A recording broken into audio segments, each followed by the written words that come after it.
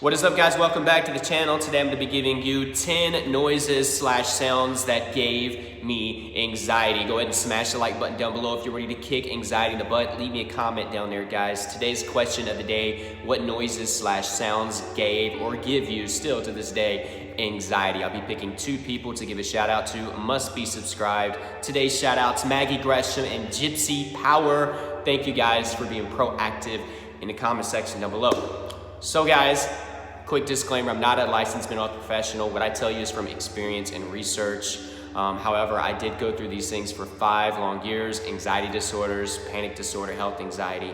So I know a thing or two, and I've experienced a thing or two, but there is light at the end of the tunnel. You can recover from this, guys. And remember, anytime you're interested in live coaching with me one-on-one, there's an email in the description and in the first pinned comment. You can reach out to me. We can set something up. So guys, noises, sounds that cause anxiety. You do not have to have anxiety issues or anxiety disorders to experience anxiety from hearing certain noises or sounds. But can you imagine having a disorder, and I know many of you can't imagine, that's why you're subscribed to my channel, having that issue and then the sounds and noises making it that much worse. So these are 10 sounds or noises that kind of crept up on me and made my anxiety worse. All right, so we're gonna dive right into this. The first one is baby crying. Now, I have 3 children myself, and of course, you know, when they cry, my anxiety can get, slightly elevated. I think that's normal, and it does serve a purpose. Like that, they have to cry to let you know that something's wrong.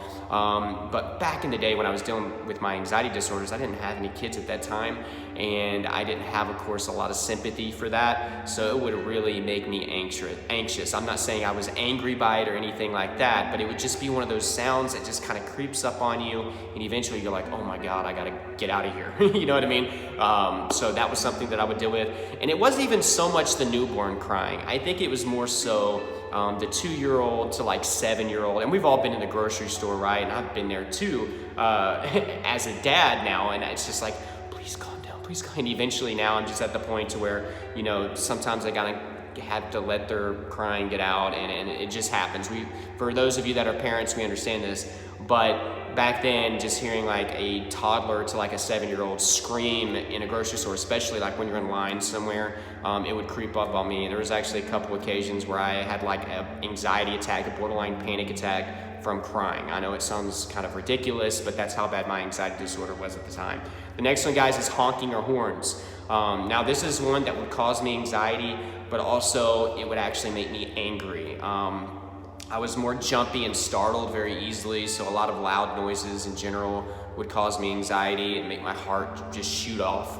I would have palpitations, but honking was one of them. And although, honking is necessary, and I wouldn't get so upset about, people using it for the right reasons, but the people that would honk the horn to scare you or honk the horn because they're impatient, those 2 things really would tick me off and make my anxiety go up. So that's something there. The next one is an alarm clock.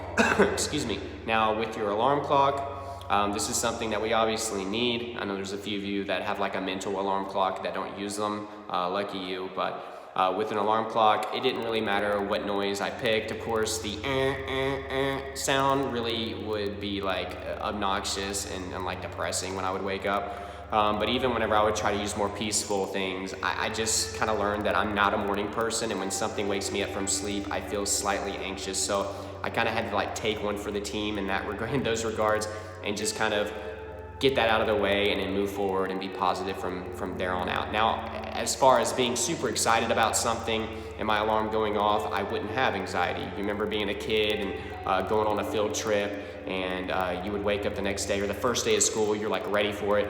But most of the time, just the alarm going off and me being interrupted from a peaceful sleep would give me like some slight anxiety. The next one is cutlery on plates. And I'm talking about obviously glass plates with silverware and the knives scraping, and some people are just really bad about that. Anytime I would hear a spoon or a fork just slam on a plate, Just something that was just kind of, you know, and of course a lot of these come down to me being easily startled at the time, or whenever somebody would drop a bunch of dishes and they would shatter, or just, you know, people just setting dishes down really, really hard. I don't know what it was, but it would spike my anxiety up a little bit. The next one, guys, is a favorite of everybody's, right? The chalkboard screech or scratch. And I haven't experienced this too many times in my life. I think there was 1 or 2 times I experienced this whenever I had my anxiety disorder.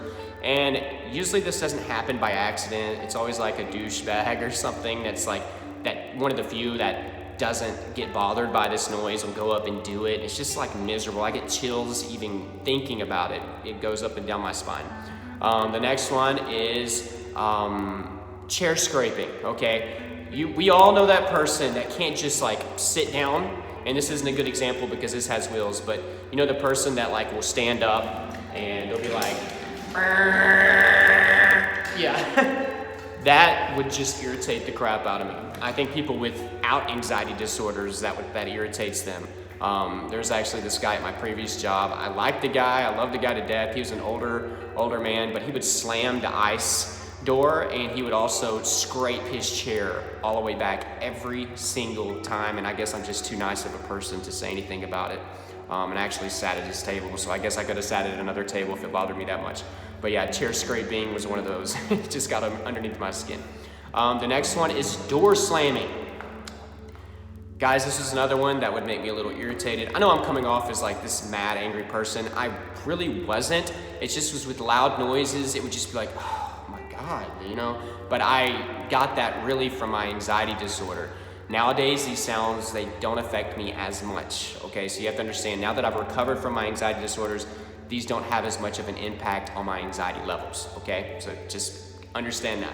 So door slamming, we just have those people, like I just mentioned, he would slam the ice door down, slamming the front door, the back door, whatever. Car doors too, I just didn't like it. So it would just be one of those that would startle me out of nowhere. The next one is yelling and screaming. We talked about crying, but I kind of developed anxiety about this even as a child. And I love my parents to death, and they did a good job raising me, and they were good parents. There were so many great moments in my childhood, but they did argue at times, and they would yell at each other. So I developed anxiety about that. I think any child can, you know, agree with that. But I don't like drama either. So going to parties, being out and about, and people just yelling. I also remember being a child, my dad's side of the family was just really loud.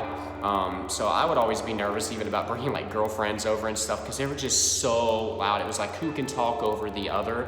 And I remember having like movie days at my Grammy's house and me being like a little kid, never being able to hear the movie or whatever was on TV, ever.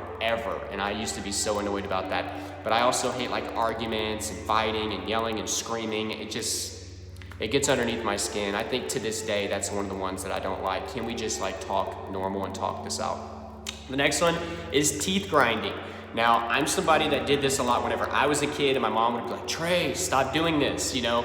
I can understand where she's coming from now because I hear a lot of teeth grinding whenever I go to sleep sometimes, and you know, bless her heart, I love my wife, but she does this. Last night, this is one of the reasons I thought about making this video, my 4-year-old, we never let him sleep in the bed, but we're like, whatever, he can sleep in the bed with us, and he was laying down, and I just kept hearing him grind his teeth over and over and over again, and I was just like, oh my God, you know, and it wasn't his fault.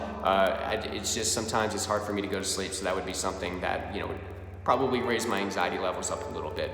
The last but not least is snoring, and a lot of this is shout out to my dad, okay? Whenever I would live with him as a young adult, because whenever I was a kid, I don't think he snored as much, but he would be in another room separate. I know my mom didn't like it. She would sleep in a separate room sometimes.